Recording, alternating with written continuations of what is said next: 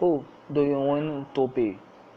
It's a simple question, and whether you know it's all or not, you're answering it every day through your action.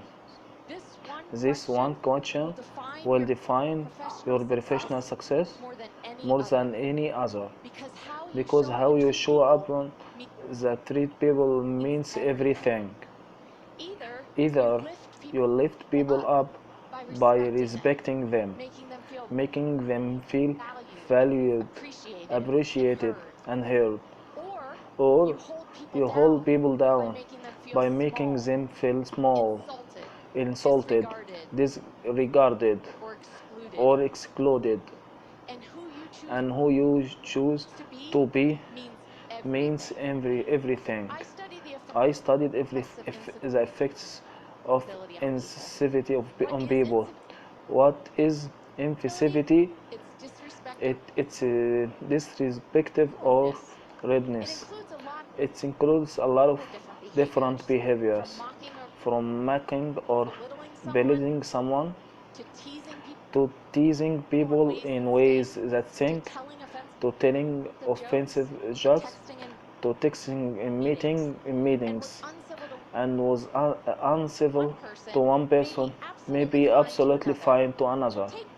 Take texting while someone's speaking to you. Some of us may find it rude, others may think it's absolutely civil. So it really depends. It's all in eyes of beholder and whether that person felt this perspective. We we may not mean to make, but when we do, it has consequences. Over 22 years ago, I vividly recall walking into this stuffy hospital room. It was heartbreaking to see my dad, the strong, athletic, energetic guy, lying in the bed with electrodes strapped to his bare chest. What brought him there was work-related stress. For over a decade, he suffered an uncivil boss.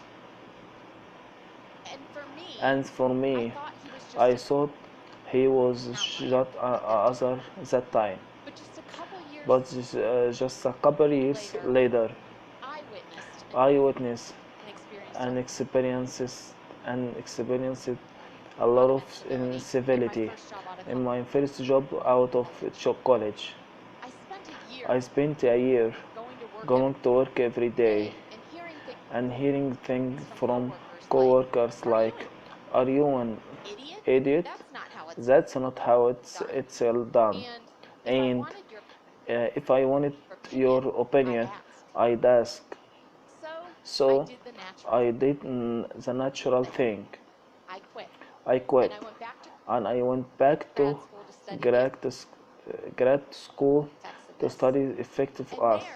There, I met Christine Pearson, and she had a theory that small, uncivil actions can lead to much bigger problems like aggression and violence.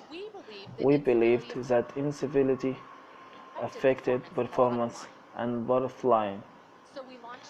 So we launched a study, and what we found was eye-opening. We sent a survey to business school alumni working in all different organizations, and we asked them to write a few sentences about what experience where they were treatment descriptively or insensitively, and to answer questions about how they reacted. One person told us about a boss that made insulting statement like, "That's kindergarten." work, and another tore up someone's work in front of the entire team. And what we found is that incivility made people less motivated. 66% cut back work efforts, 80% lost time worrying about what happened, and 12% left their job. And after we published this result, two things happened. One, we got calls from organizations.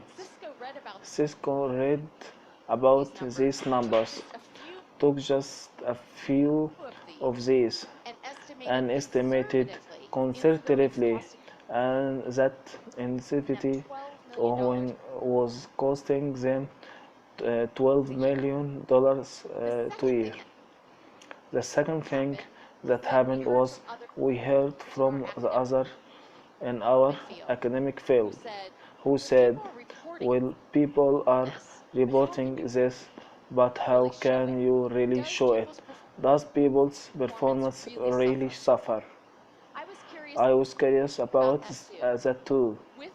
With a mere year, I compared those that experienced incivility to those that didn't experience incivility. And what we found is that those that experience incivility do actually function much worse. Okay, you may say, this makes sense. After all, it's natural that their performance suffers. But what about if you're not that one who experiences it? What if you just see or hear it? You're a witness. We wonder if it affected witnesses too. So we can connected study who will find participants to someone who arrived late to the study. The experiences said, what is with you? You arrived late. You're irresponsible. Look at you. How do you expect to hold a job in a real world? In another study, in a small group, we tested the effects of peer insulting the group member. Now what we found was really interesting because witnesses' performance decreases too, and not just marginally, quite significantly. Incivility is a bug. It's contagious, and we become carriers of it just by being around it. And this isn't confidence to workplace. We can catch this virus anywhere, at home, online, in schools, in our communities. It affects our emotions, our motivation, our performance, and how we treat others. It even affects our attention and can take some of our behavior power, brain power.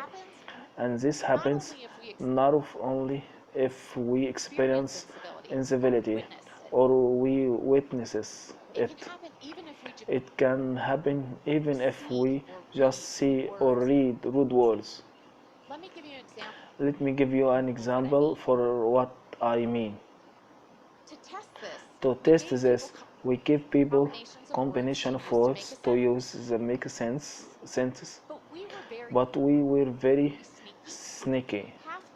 Have a participants got a list with 15 words used to trigger impolitely, interrupt, obnoxious, buzzer. Have participants received a list of words with none of these root triggers? And what we found was really surprising because the people who got the root words was 5 times more likely to miss information right in front of them on computer screen. And as we continued this research, what we found is the those that read the root words took longer to make decisions, to record their decisions, and they made significantly more errors. And this can be a big deal, especially when it comes to life and death situations. Steve, a physician, told me about doctors that had worked who was never very respectful, especially a junior staff and nurses. But Steve told me about this one particular interaction where this doctor shouted at a medical team. Right after the interaction, the team gives the wrong dosage of medication to their patient. Steve said the information was right there on the chart, but somehow everyone on the team missed it. He said they lacked the attention or awareness to take it into simple mistake right. Will that patient die? Researchers in Israel have actually shown that medical teams exposed to rudeness perform worse, not only in all their diagnosis, but in all procedures they did. This was mainly because the team exposed to rudeness didn't share information as rightly, and they stopped seeking the help from their treatments. And I see this not only in medicine but in all industries.